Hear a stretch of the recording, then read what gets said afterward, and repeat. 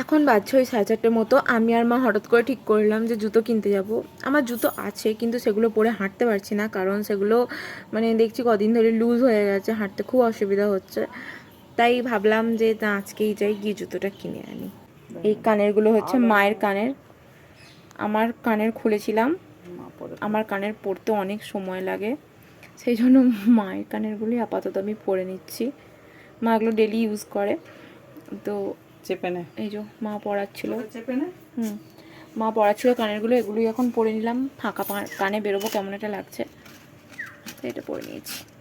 ও মা, আমি কি বলছি, এই কানেরগুলো কিন্তু আমি আর খুলবো না।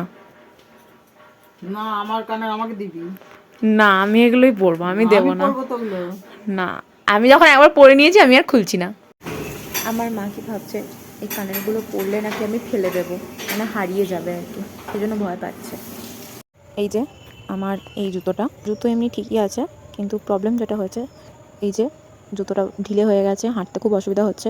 আর একটা জুতো আছে, এই সেম প্রবলেম। প্রায় সন্ধে হতে যাচ্ছে, আমরা এখন বেরিয়েছি। এর আগে যেদিন ইউনিভার্সিটি গেছিলাম, ইউনিভার্সিটির ভেতরে অনেকটা হাঁটতে হয়, তো হাঁটতে খুব অসুবিধা হচ্ছিলো, তাই ভাবলাম জুতোটা একদম না কিনলেই নয়, তাই দেরি করে হলো বেরিয়েই পড়লাম।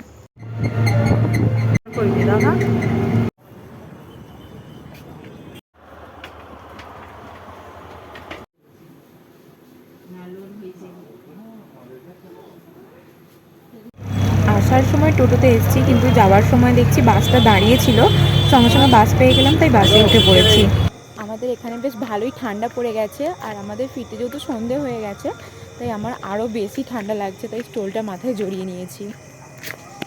বাড়ি এসে চাটা খেয়েছিলাম, তারপরে একটা বান্ধবী ফোন করেছিল, তার সাথে কিছুক্ষণ কথা বলেছি। কিছুক্ষণ না, মানে অনেকক্ষণই কথা বলছিলাম। তারপর এই যে লিখতে বসেছি, অনেক লেখা বাকি আছে, তো আজকের ভিডিওটা আমি এখানে এন্ড করছি।